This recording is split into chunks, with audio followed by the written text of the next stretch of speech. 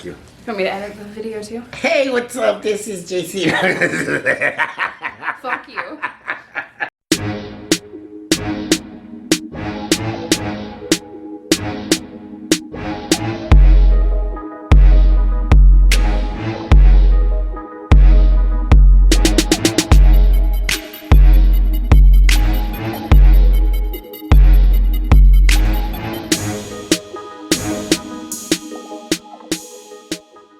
Hey, what's up? This is JC with Wrong Strong, and as you guys know, I flew into Chicago after 15 years because two reasons. I came to see this beautiful lady right here.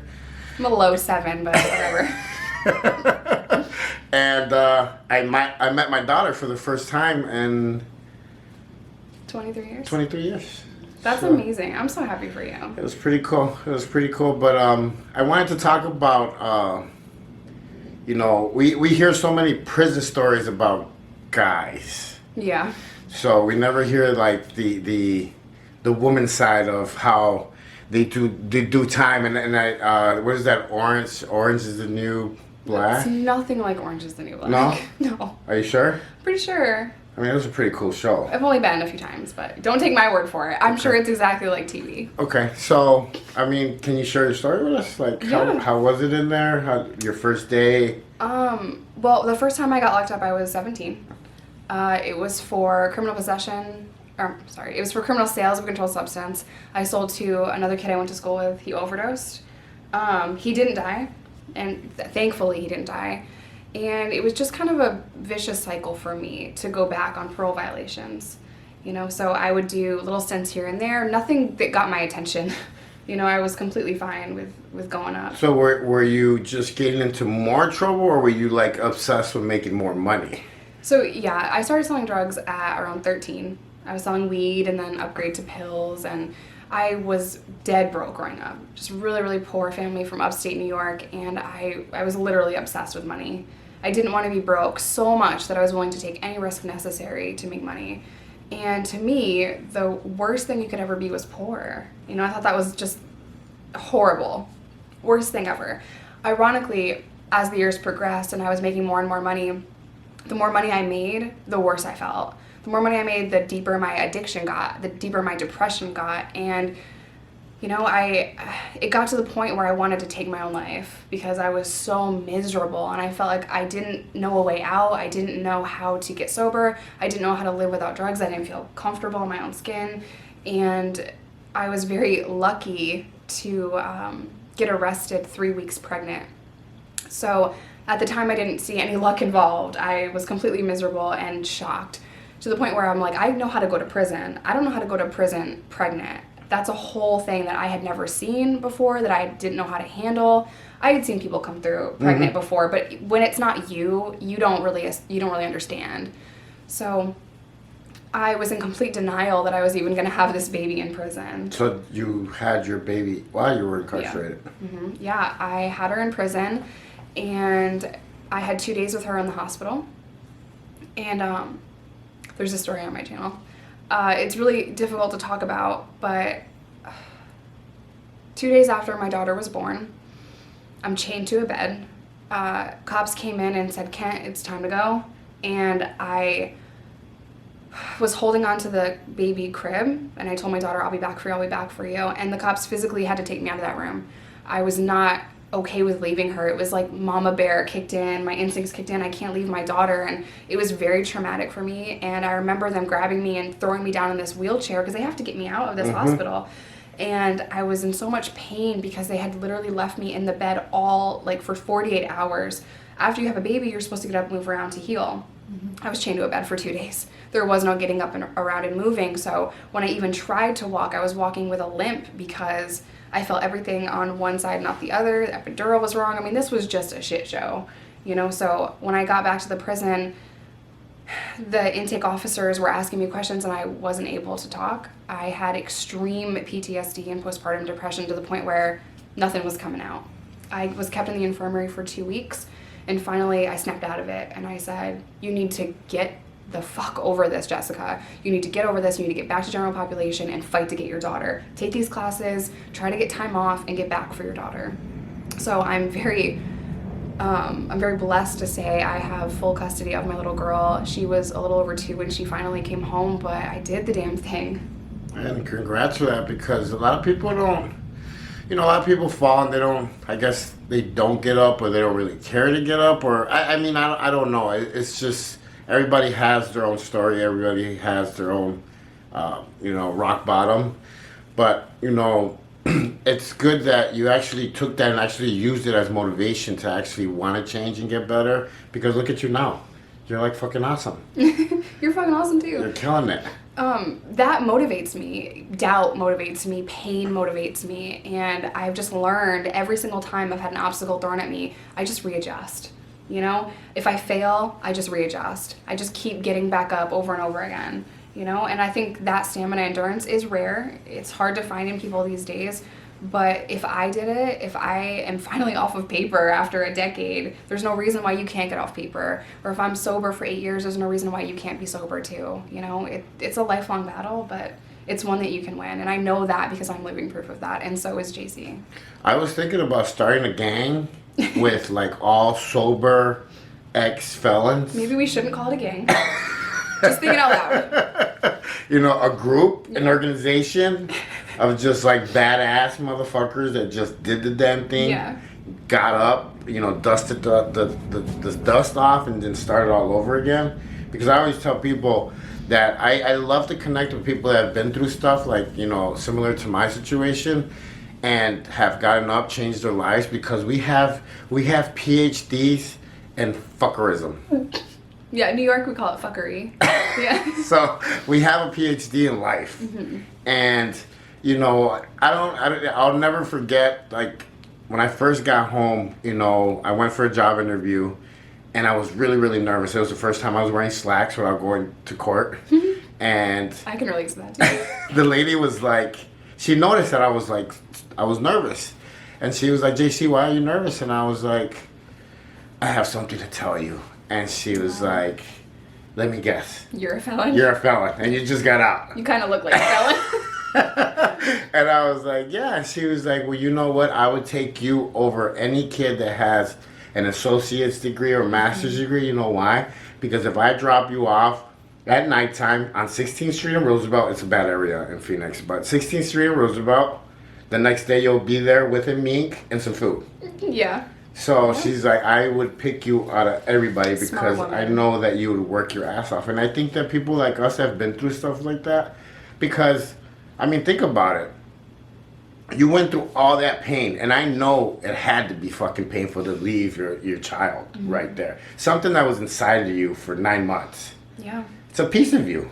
It's the piece of your soul. It was, I don't want to call her it. She was the only thing to that point that I ever loved, and I was leaving her behind. Yep. After she was with me for 9 months in really rough conditions.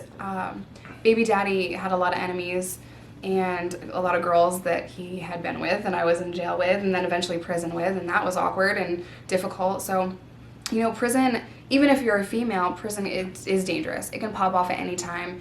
And if someone wants to get to you, they'll get to you.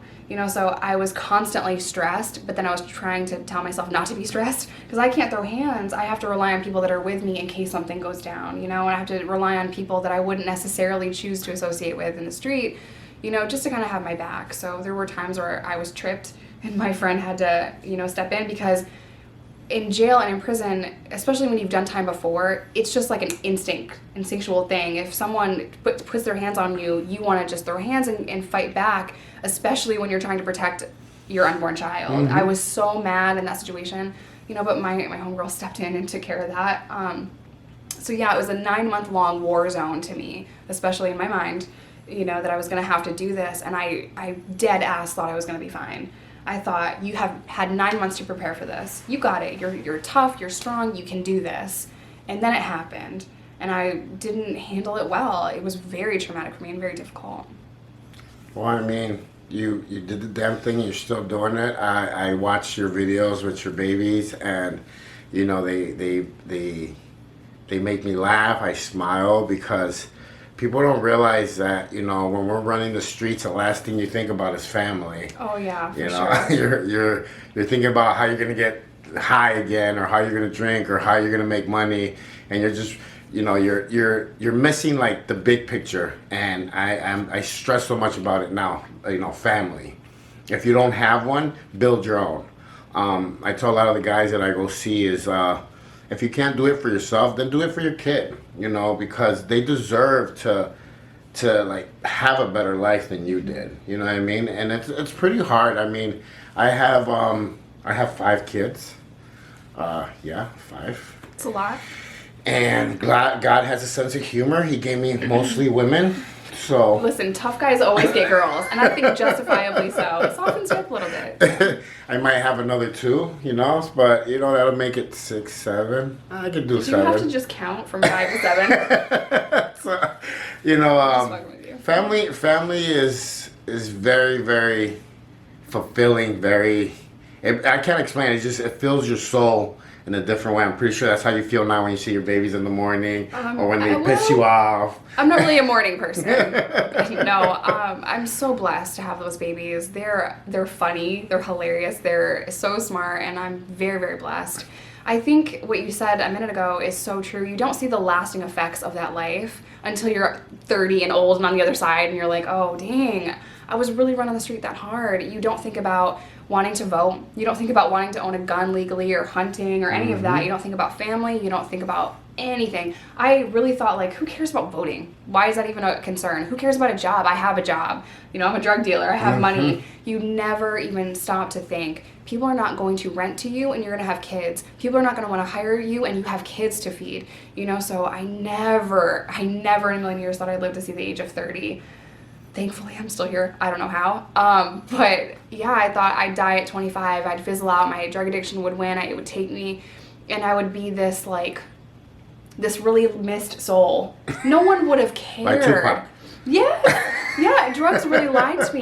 They told me I didn't have a disease when I had a disease. They told me that I would be really missed. That my death would be a mourning, a huge celebration of my life when you hadn't done shit. Like, I didn't do anything positive. I didn't help someone. I didn't encourage anyone. I didn't do anything besides sell drugs and do drugs. That was my entire life. Yeah, I would have been forgotten instantly. It messes with your head. And you even think you're hot too at the time. Oh man, yeah, you're the shit. I'm small. I'm 120 pounds now, but I was a 90-pound meth addict at the end of my addiction. There is nothing sexy about that. Nope. But if you had just a couple words to share with women that are out there still, using or trying to get sober, or just trying to do the damn thing, like what would you like say to them? The first thing that I would say, if I did it, there's no reason you can't. If I pulled myself out of that darkness, you can too. And I think when we're in our addiction, we can't see 10 steps ahead of us. We think that getting sober is the scary part, but that's literally addiction lying to you. Getting sober is not the scary part. There is going to be pain that is temporary. The beautiful thing is you have the chance right now to get sober. And in doing so, life is so beautiful outside of that world. Addiction is dark and hopeless and is so miserable. It lies to you. But sobriety is amazing. And I'm so grateful that I don't have to live in that world anymore. I know cops are not going to bang down my door and take all my stuff. I know that my babies have a stable, consistent mother, and women are badass. Women can rise up and overcome anything. Honestly, I think that women are way stronger than men. Mm-hmm. I'm going to keep it real. I'm going to agree with you. So, they raise children by themselves. They go to school. They have a full-time job, keep the house together, and have the mental capacity to do all this shit all at once. Women are keeping the house together out there? That's not what my house looks like. No, I'm just kidding. Yeah, women are so strong, and we need to collectively come together and pull each other up. So even if you're watching this and you have someone in your life that is struggling with addiction, please help them. Talk with them, don't talk at them. Get them the help that they need when they're ready, and let's help each other. Yep. Remember that not everybody's ready, but just because they're not ready doesn't mean you shouldn't try to help them. You could always plant the seed, and later on it'll flourish and they'll come back. It's just the way it is. I never judge. Like I tell everybody on my channel, never judge nobody. Give somebody a hug and stay in your fucking lane. Stay in your fucking lane. But the reason why I say stay in your lane is like if you have nothing nice to say, then don't say nothing at all. And I think everybody's taught that as a kid, but they've lost the real message behind it. If you have nothing nice to say, don't judge somebody that's doing better than you. Don't hey, congratulations, dude. I really think that no one doing better than you will judge you. It's always people that are doing less than you that are going to put you down and judge you or put shame on you, all of that crap. So when people are talking shit, it really says more about that person than it says about you. Exactly. She said it better. She's has a PhD in English. No. I almost have my bachelor's degree though, so. You're going to school too. Yeah, I'm about to graduate with my bachelor's, so. Wow. Almost you see? done. And I'm just lifting weights every fucking day. That's all I'm doing. I need to go back to Flex. school. Flex. No, that they can't see that one. You're out of frame. This Okay, one. this one? Nothing. It's little guy My right head there. is the size of your mouth. But hey, you know what it is on this channel. I always tell you, I tell you the same message. I never glamorized anything I did. I share my message because I want people to take a ride with me on this bus that I'm riding right now, and it's called the Happy Bus. Not the prison bus. Not the prison bus. All right. The Happy Bus, and just show people that everybody can change. Everybody has a second chance at life, even a third, a fourth, a fifth, or like me, nine chances. And that's all Finally got it right. Finally got it right at 43. So, there's going to be a lot more videos just like this coming on the Wrong to Strong network. And yeah, today's channel video is sponsored by By Jessica Kent. Word. All right, guys. So you heard it from the lady herself, Queen Bee. If you guys haven't bought my book, make sure you go on Amazon, get my book. If you haven't subscribed to my channel, subscribe, hit the like button, and leave me a comment. I love getting comments. I love to hear your guys' story and what you guys got going on. And I need to go back to Phoenix because it's too damn cold in Chicago. He's a baby. It's like 30 degrees. I'm flying out tomorrow. I'm done. I want to go back to my 79-degree weather. And yeah, I'll check you out, guys. But I'll always have love for you guys. So I'll see you in Phoenix.